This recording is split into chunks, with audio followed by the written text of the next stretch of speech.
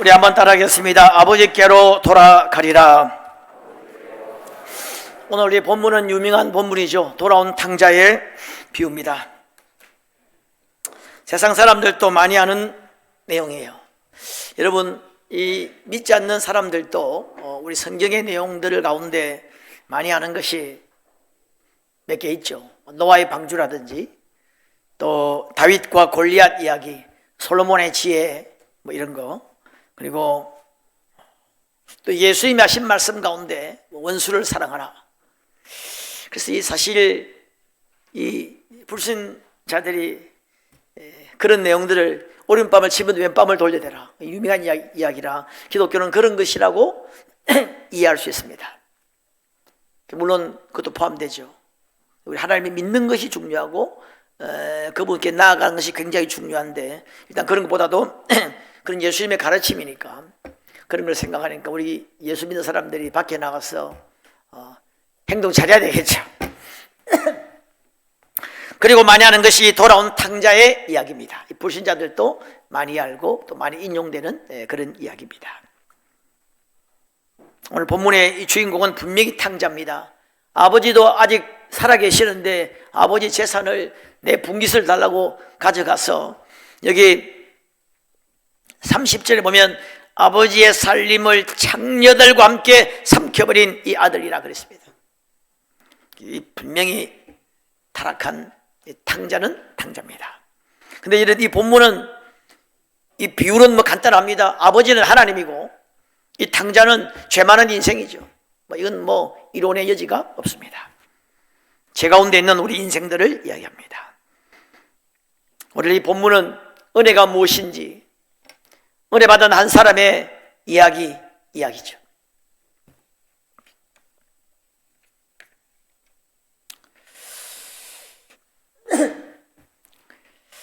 여러분, 사실 은혜가 너무나 귀중하죠. 사실 우리는 구원의 은혜를 받고 지금 살아나서 이 자리에 있는 줄로 믿습니다. 찬양 있잖아. 여기에 모인 우리 주의 은총 받은 자녀라. 이게 그 가사처럼 우리는 은혜를 입고 우리 지금 이렇게 있는데, 은혜는, 구원은 우리가 은혜로 받는데 한 번 받은 것으로 끝나지 않고 우리가 영원토록 끊임없이 우리에게 필요한 것이 은혜예요. 그래서 때를 따라 돕는 은혜를 얻기 위해 하나님의 보좌 앞에 날마다 나아가라 그랬습니다. 그 보좌는 은혜의 보좌라 그랬어요. 날마다 우리 죽을 때까지, 또 천국 가서도 끊임없이 은혜가 필요한 사람들이 우리라는 겁니다. 여러분, 신앙생활은 은혜 받는 생활이죠. 믿음 생활은 사실 먼저 받아야 돼요. 받는 생활입니다. 뭐 주는 걸로 생각이 쉬운데 먼저 받아야 줄 게 있을 거 아닙니까? 구원 받는 겁니다. 은혜도 받는 거예요. 은사도 받는 겁니다. 능력도 받는 거예요. 평안도 받는 겁니다. 받아야 줄 거 아닙니까? 은혜를 받아야 은혜를 베풉니다. 은혜를 받아야 은혜를 끼치죠. 은혜를 받지 못한, 여러분, 만약 목회자는 은혜를 받지 못하면 은혜 끼치기 힘듭니다. 교사들이 은혜를 받지 못하면 학생들에게 은혜 끼치지 못해요. 은혜 끼치려고 막 노력하면 피차 힘들 뿐이지, 뭐 끼치려고 하는 자나 피차 힘들 뿐이지 은혜가 안 됩니다. 은혜를 받아야 은혜를 끼칩니다. 목장 리더들도 은혜를 받아야 은혜를 끼칩니다. 능력도 받아야 능력이 나타나고, 사랑도 받아야 사랑하는 것이죠. 사랑이 잘 안 되시는 분들은 이유는 간단합니다. 사랑을 받지 못해서 그렇죠. 여하튼 우리가 은혜를 받아야 됩니다. 은혜를 받으면 살아납니다. 모든 것이 살아납니다. 우리가 어떤 환경에 있든지 어떤 처지에 있든지 은혜를 받으면 거기서 딛고 일어설 수 있습니다. 여러분, 은혜는 향기와 같은 거예요. 빛과 같은 겁니다. 은혜 받은 사람에게는 향기가 나죠. 빛이 납니다. 향기가 나고 빛이 나니까 벌이 몰려오고 나비가 몰려오는 거 아닙니까? 교회도 여러분 은혜가 있으면 사람들이 옵니다. 뭐 전도 그냥 대단하게 안 해도 은혜가 있으면 이게 모이게 돼 있습니다. 은혜를 받은 사람에게는 가까이 가고 싶죠. 우리에게 문제는 은혜가 없는 겁니다. 다른 것이 아니라 뭐 돈이 없어서 문제가 아니라 은혜가 없는 것이 문제죠. 철이 없어서 여러분 혈기를 냅니까? 배운 것이 없어서 우울증이 걸립니까? 가진 것이 없어서 자살합니까? 은혜가 없어서 그런 거예요. 은혜가 임하면 모든 것이 가능합니다. 모든 것이 풀립니다. 은혜가 너무나 필요하고 소중하기 때문에 이 사도 바울의 서신을 보면은 늘 그냥 뭐 좀 속된 말로 입만 열면 은혜가 있을지어다. 은혜와 평강이 있을지어다. 늘 은혜를 은혜로 시작했다가 은혜로 끝마치는 거예요. 여러분에게 은혜가 임하기를 주의 이름으로 축원합니다. 오늘 여러분 은혜를 받으면 정말 귀하게 쓰임 받습니다. 은혜를 받으면 잔치의 주인공이 됩니다. 은혜를 받으면 존귀하게 된단 말이죠. 오늘 이 탕자의 비유는 다르게 말하면 은혜 받은 한 사람의 이야기예요. 우리가 오늘 부흥회를 앞두고 우리가 어떻게 좀 은혜를 받나, 은혜를 받는 어떤 비결이 뭘까 한번 같이 이 본문을 통해서 생각해 보려고 하는데, 첫 번째로 우리가 은혜를 받으려면 깨달아야 돼요. 먼저는 자신을 좀 깨달아야 돼요. 내 자신을 정확하게 볼 수 있는, 정확하게 나를 좀 진단할 수 있는 깨달음이 있어야 돼요. 깨닫는 은혜가 큰 축복입니다. 여러분, 깨닫는 것이 큰 축복이죠. 신명기 29장 4절에 깨닫는 마음과 보는 눈과 듣는 귀가 복이 있다고 그랬습니다. 깨닫는 마음, 깨닫는 눈, 깨닫는 귀, 복이 있다는 거예요. 다니엘서 10장 11절에 은총을 크게 받은 다니엘아 깨닫고 일어서라 그랬습니다. 은총을 받은 사람에게는 깨달음이 임합니다. 깨달음이 은총이에요. 또 깨달을 때 은총이 임하고 은총을 받은 사람에게는 깨달음이 임합니다.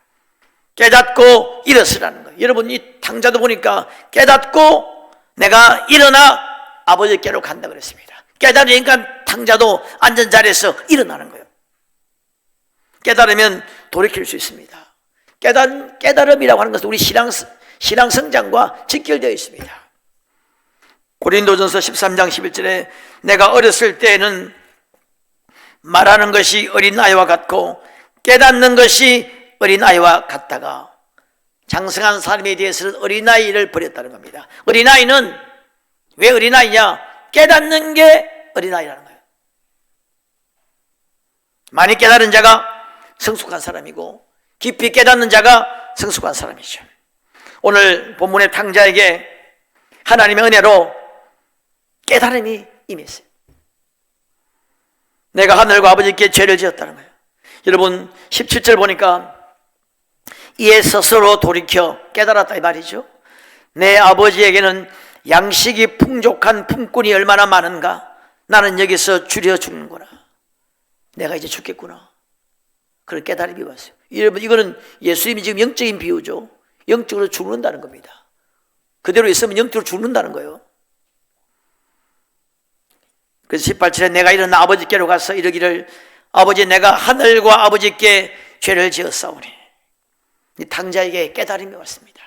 이것이 은혜예요. 그러니까 일어나서 아버지께로 갔다는 겁니다. 자신의 지나온 세월 동안에 얼마나 방탕하고 탕진한 사람인지, 내가 얼마나 아버지의 마음을 힘들게 했는지, 자신이 얼마나 어리석었는지, 내 꼴이 이게 지금 뭔지, 그 풍족한 아버지 밑에서 그렇게 자란 내가 돼지가 먹는 쥐염 열매로 배를 채우면서 내가 어쩌다가 이렇게 되었는지, 내가 왜 이렇게 되었는지. 여러분, 우리가 은혜 받지 못하는 이유는, 은혜를 사모하지 않는 이유는 자신의 상태에 대한 깨달음이 없는 거예요. 요한계시록 3장 17절에 라오디게아 이야기 나오죠. 나는 부자라 부유하여 조금도 부족함이 없다 하나. 주님이 여러분 굉장히 강조하고 있습니다. 너 곤고한 것과 가련한 것과 가난한 것과 눈먼 것과 벌거벗은 것을 알지 못한다. 가난하지 않습니다. 라오디게아 교회는 부자였다는 겁니다. 그런데 주님이 영적으로 보니까 너는 곤고하고 가련하고 가난하고 눈멀고 벌거벗었다는 거예요. 여러분이 한다는만 해도 될 텐데, 너 영적으로 가난해 하면 될 텐데, 곤고하고 가련하고 가난하고 눈멀고 벌거벗었다. 얼마나 주님이 안타까우면 그렇게 말씀하시겠습니까? 라오디게 교회는 주님의 칭찬이 하나도 없었어요. 웬만한 교회들은 다 그래도 한두 가지는 칭찬을 했는데, 라오디게 교회는 칭찬이 하나도 없었는데, 그 칭찬이 없는 교회의 책망이 뭐냐? 깨달음이 없었다는, 깨달음이. 잠언 4장 19절에 보니까 악인의 길은 어둠 같아서 그가 그쳐 넘어져도 그것이 무엇인지 깨닫지 못한다는 거예요. 자꾸 넘어지는데 깨닫지 못한다는 거예요. 내가 왜 자꾸 넘어지는지 깨닫지를 못했다는 거예요. 이게 뭐 돌뿌리에 넘어졌는지, 길이 문제가 있는지, 내 신발이 문제가 있는지, 내 지금 뼈가 지금 인대가 문제가 있는지, 내 눈이 문제가 있는지, 머리가 지금 좀 문제가 있는지 깨닫지 못하는 거예요. 계속 넘어지는 거예요. 아, 오늘도 넘어졌네. 재수 없어. 이렇게 그냥 모르게 그냥 계속 넘어지는 거예요. 여러분, 간혹 여러분들 자주 시험에 드는 사람이 혹시 있다면은 잘 좀 생각해 봐야 돼요. 자주 시험에 들고 자주 낙심하고. 여러분, 우리가 보통 외부 환경으로 온다고 생각하기 쉬운데 그렇지 않습니다. 그 환경에 시험 안 드는 사람 많습니다. 그 환경에 낙심하지 않는 사람 많아요. 내 안에서, 내 내면에서 우리 그리스도인들은 영적인 문제로 이 문제를 생각해야 돼요. 항상 여러분 설명할 수 있는 환경은 있거든요. 그 사람이 나를 시험 들게 했어. 그 환경이면 시험 안 들 수 없어. 그런 외적으로 설명할 수 있는 일은 항상 있습니다. 한두 가지가 아닙니다. 풍성하게 설명할 수 있는 일은 있는데 왜 그 사람만 계속 그렇게 시험에 드는 거예요? 왜 나만 계속 그렇게 시험에 드는 거예요? 여러분, 내 안에서, 내 내면에서, 하나님과의 관계에서 그렇게 여러분 원인을 찾아야 됩니다. 깨닫지 못하니까 계속 넘어지는 겁니다. 여러분이 사실 자신을 정확하게 깨닫는 것이 쉬운 일은 아니에요. 그래서 시편 19편 12절에 자기 허물을 능히 깨달을 자 누구리요? 그랬습니다. 깨달으면 회개할 수 있죠. 깨달으면 도움을 구할 수 있습니다. 호세아 5장 13절에 에브라임이 자기 병을 깨달으며 유다가 자기 상처를 깨달았고, 깨달으면 도움을 구할 수 있습니다. 깨달으면 겸손해지는 겁니다. 깨달으면 감사하고, 깨달으면 기도할 수 있습니다. 다윗은 깨닫고 난 다음에 감사하는 마음도 생겼고, 깨닫고 내가 기도할 마음이, 기도로 구할 마음이 생겼다는 거예요. 깨닫는 것이 여러분 너무너무 중요합니다. 무엇이 막혔는지, 내가 무엇 때문에 자꾸 축복이 막히는지, 나는 왜 자꾸 기도 응답이 잘 안 되는지, 이런 것들을 깨달을 때 얼마나 큰 축복인지 모릅니다.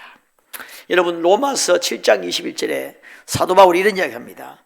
그러므로 내가 한 법을 깨달았노니. 여러분, 사도 바울이 로마서를 쓸 때는 우리 잘 아시는 대로 엄청난 하나님의 사람입니다. 그야말로 문자 그대로 세상을 변화시켰던 엄청난 하나님의 사람인데, 이 위대한 하나님의 사람도 계속 깨달아가는 거예요. 내가 이제 한 법을 깨달았다는 거예요. 계속 우리가 깨달아가야 돼요. 사탄이 얼마나 강하게 역사하는지 깨달아야 됩니다. 내가 왜 첫사랑을 잃어버렸는지 깨달아야 돼요. 요한계시록 2장 5절에 어디서 떨어졌는지를 생각하라 그랬죠. 다르게 말하면 깨달아라 이 말입니다. 왜 첫사랑을 잃어버렸는지, 어떻게 하다가 왜, 어디서, 무엇 때문에 처음 사랑을 잃어버리게 되었는지, 어디서 미끄러졌는지를 잘 좀 깨달아라.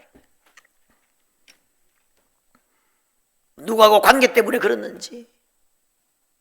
여러분, 이번 부흥회 때 그런 깨닫는 은혜가 임하기를 주님의 이름으로 축원합니다. 나도 그런 은혜가 임하면 좋겠어요. 나도 말씀을 듣다가 또 기도하다가 찬양하다가 집회기간 동안에 그런 은혜가, 깨닫는 은혜가 임하면 좋겠습니다. 보통 이제 부흥회 하면 강사님들이 자기 간증도 좀 하잖아요. 어떻게 참 은혜를 받고, 어떻게 주님 만났고, 신학을 하게 되고, 이런 간증도 아마 할 수 있는데, 그런 한 사람의 생애를 통해서 참 이 사람이 각 사람을 인도하시는 방법은 참 다양해요. 그걸 통해서, 또 말씀을 통해서 우리에게 어떤 그런 깨달음. 여러분, 그런 애가 임하기를 주님의 이름으로 축원합니다. 그 다음에 자기 자신을 깨닫고, 그 다음에 또 하나 깨달아야 되는 게 뭐냐면 하나님 아버지를 깨달아야 돼요. 그분이 어떤 분인가 하는 것을 깨달아야 돼요. 자, 오늘 17절 다시 한번 봅니다. 17절.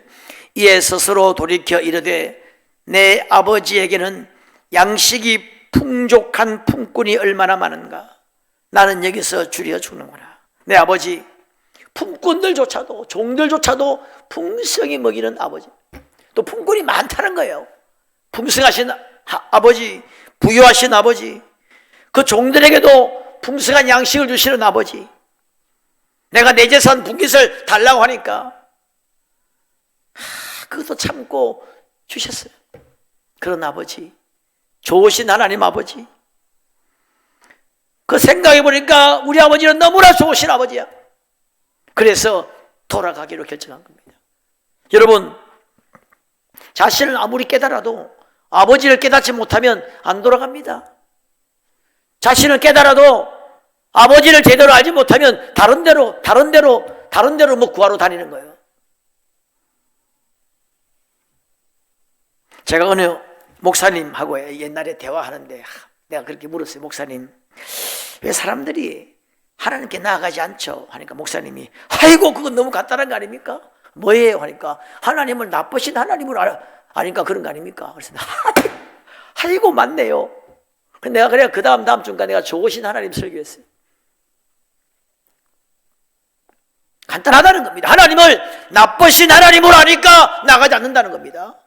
깡패처럼 사기꾼처럼 생각하니까 그 하나님께 나가지 않는다는 겁니다. 맞는 말이죠.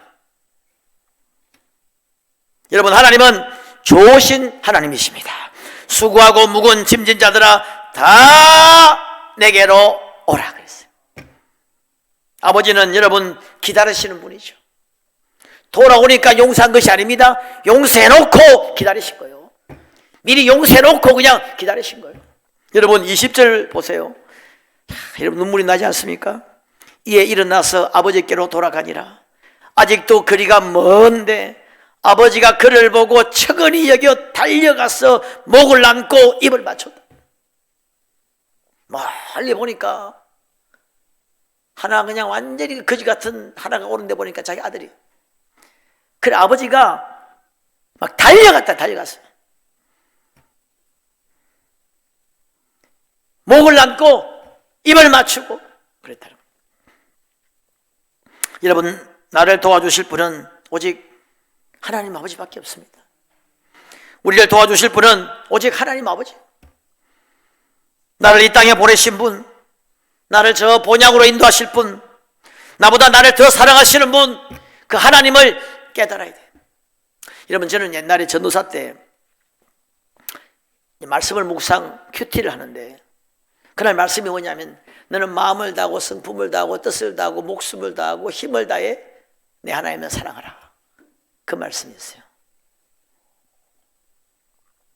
그 내가 기도하면서 주님, 참 이 말씀 참 부담스럽습니다.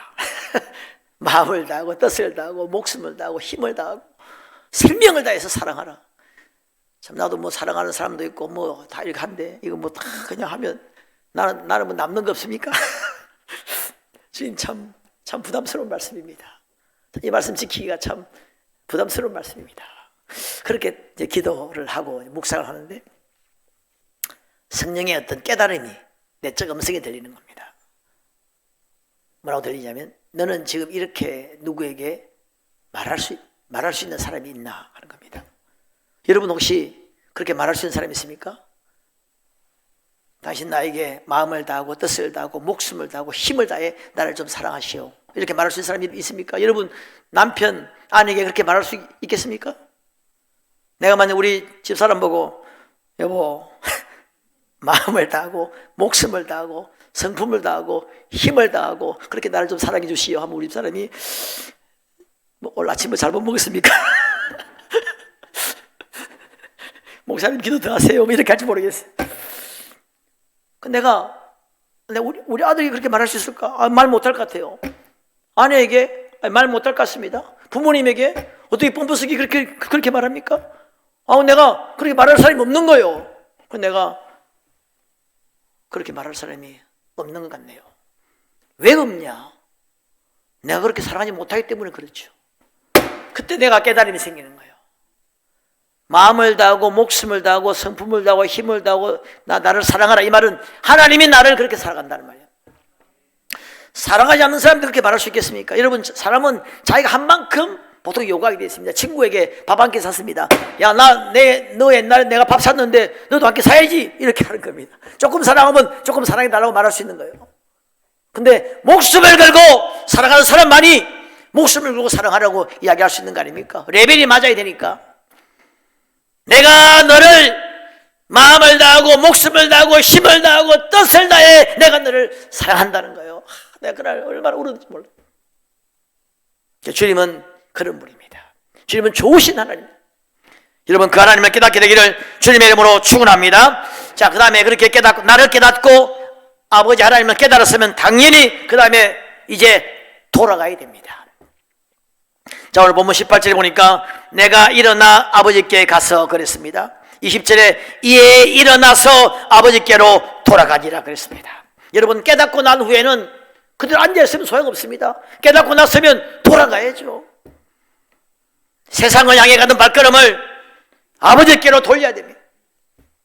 먹을 것도 없고 흉년뿐인 돼지 즙 열매나 먹는 그런 세상에서 미련 없이 털고 일어나서 아버지께로 와야 돼요.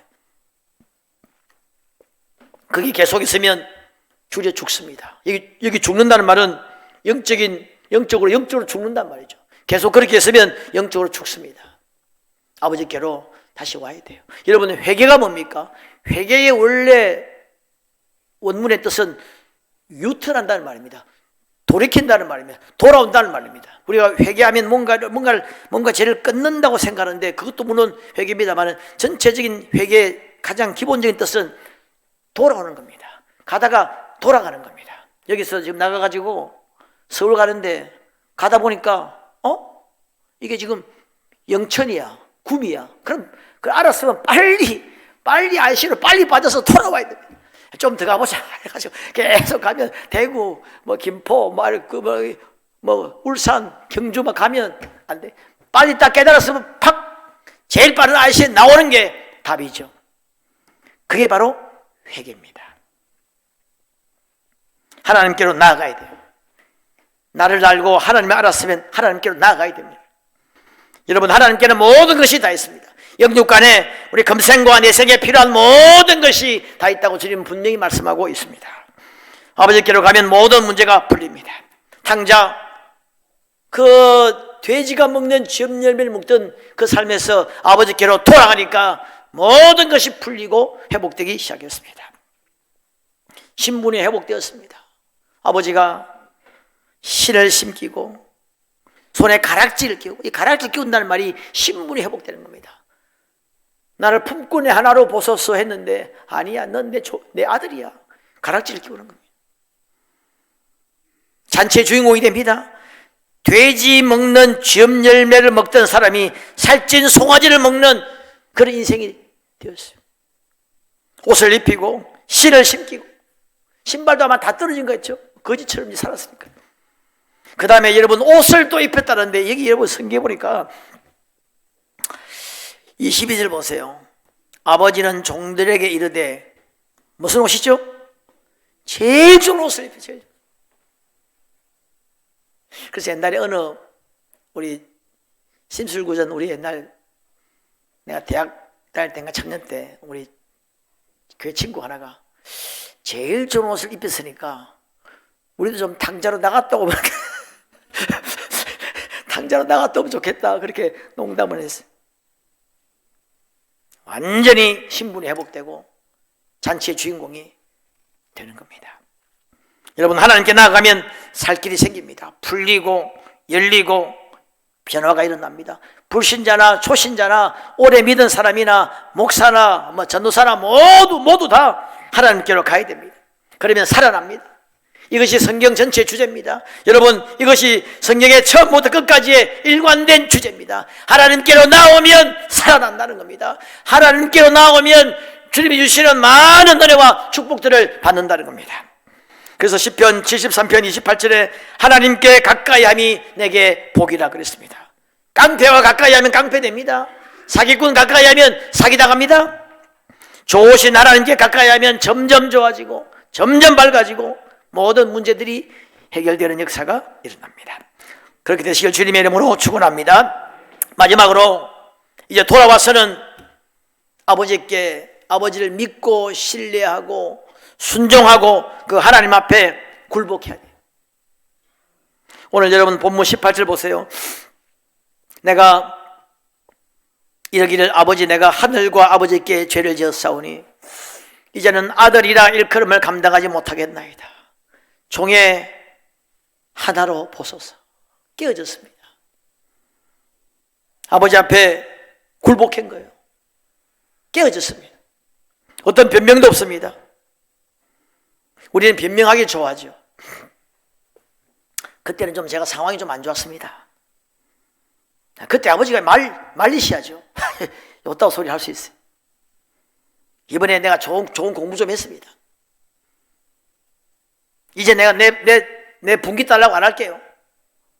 이따 소리 같은 거 안 하고 그냥 내가 죄인입니다. 내가 죽을 죄인입니다. 이제 아들이라 감당치도 못하겠습니다. 아버지 뜻에 맡기고 낮아진 겁니다. 그럴 때 은혜가 임한 것이죠. 어느 집사님이, 제가 옛날에 어느 교회에 있을 때 그 집사님이 저보고 직접 그런 이야기를 하셨어요. 목사님, 저는 아직 그 주님 말씀하신 대로 나의 뜻대로 마옵시고 주님 뜻대로 하옵소서 이렇게 기도할 자신이 없다는 거예요. 왜? 십자가 지랄까 싶어가지고, 또 아들을 바치라고 할까 싶어가지고, 내 인생 힘들게 할까봐. 하나님을 나쁘신 하나님으로 전형적으로 오해하고 있는 거예요. 오늘 이런 성도들 많습니다. 여러분, 만약에 여러분의 자녀 다 있죠. 자녀가 만약에 여러분에게 와가지고 엄마 아버지 나 이제 부모님 뜻대로 할래요. 부모님께 순종하고 부모님 시키는 대로 할래요. 저를 잘 인도해 주세요. 저를 잘 이끌어 주세요. 만약 그랬다 칩시다. 그러면 아이고 잘 됐다. 너 한번 좀 골탕 좀 먹어봐라. 이렇게 하시겠습니까? 만약에 어느 누구든지 그렇게 말할 수 있는 자녀가 있다면 걔 대박 난 거예요. 얼마나 부모님이 잘 인도하겠습니까? 성경에 내 부모는 나를 버렸을지라도 여호와는 나를 영접하시고 너희가 악할지라도 자식에게 좋은 것으로 줄 줄 알거든 하물며 천부께서 좋은 것을 주지 않겠느냐. 육신의 부모보다 하나님 아버지가 훨씬 더 사랑이 많다고 누누이 성경에 강조하고 있습니다. 믿고 순종하고 굴복하고 그분을 기대하면서 기도하면 하나님이 좋은 길로, 가장 최선의 길로, 우리가 생각지도 못했던, 정말 미처 구하지도 못했던 은총까지 하나님이 다 부어주실 줄로 믿습니다. 하나님을 나쁘신 하나님으로 여러분 이해하면 안 됩니다. 그 하나님께 나아가야 돼요. 저는 사실 하나님을 나쁘신 하나님으로 그렇게 이해했어요. 저는 제가 간증 자주 합니다만은 25살에 이제 은혜를 받았는데, 이런 특별 집회 때 물론 은혜를 받았습니다만은, 나는 부흥회 같은 거 하면 절대로 참석 안 했습니다.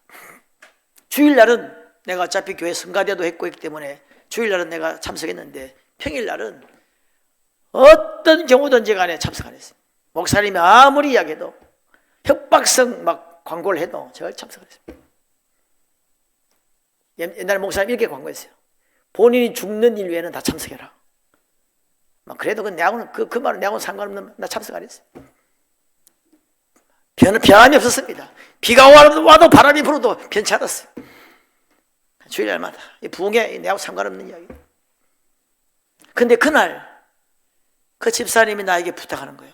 김 선생, 이번에 산상기도에 같이 가자. 3일 산상기도. 근데 안 가면 내 바쁘고 시간 없습니다. 김 선생, 은혜 받아야 돼. 나 안 갑니다. 내가 김 선생을 위해서 기도하는데, 김 선생을 위해서 기도만 하면 성경책이 딱 보여. 그 말에 마음이 좀 동하더라고. 성경책이 보여. 하나님이 김 선생 사랑하시는가 봐. 이번에 한번 참석해봐. 아마 그분의 그런 권고가 아니었다면 나 지금 좀 내가 어떻게 됐을지 모르겠어요. 억지로 갔는데 그 길이 바로 이렇게 됐어요. 나는 여러분 나쁘신 하나님을 확실하게 믿고 있었어요.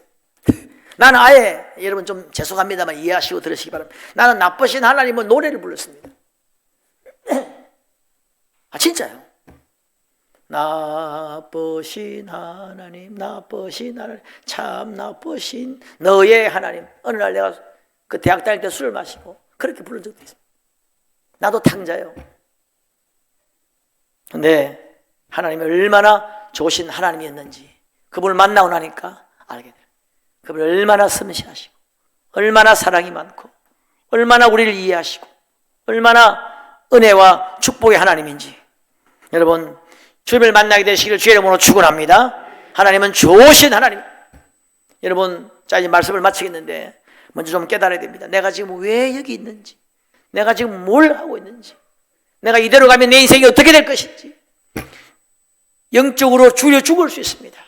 내가 이대로 내 인생 끝나야 되는 건지, 어쩌다가 처음 사랑을 잃어버렸는지, 내가 지금 뭘 하고 있는지 우리 자신을 좀 바라보는 깨달음이 있어야 되고, 그리고 그 하나님은 우리를 용서해놓고 기다리시는 분, 그 하나님 좋으신 하나님이라고 생각하고 그분께 나아가면 제일 좋은 옷을 입혔다는 거예요. 제일 좋은 옷을. 우리 상식으로 이해가 되지 않습니다. 아버지의 살림을 장녀와 함께 먹어버린 이 아들이 왔는데 둘째 아들이, 큰아들이 너무너무 화가 난 거예요. 아버지의 살림을 장녀와 함께 먹어버린 이 아들이 왔는데 살찌 송아지를 잡고 잔치를 합니까? 이해를 못했다는 거예요. 그 좋으신 아버지, 우리 그 하나님 앞에 나아가야 됩니다. 그리고 나아가서 주님 앞에 굴복하고 순종하고 믿고 신뢰하고 기도하면 성경이 말하고 있는 모든 하나님의 은혜, 인도하시고 보호하시고 미리 예비하시고 응답하시고 평안을 주시고 기쁨을 주시고 은사를 주시고 능력을 주시고 쓰임받게 하고 진정한 자유와 평안을 주시는 그런 은혜와 축복들이 우리에게 임하게 됩니다. 그런 여러분 되시기를 주님의 이름으로 축원합니다. 우리 함께 한번 기도하겠습니다.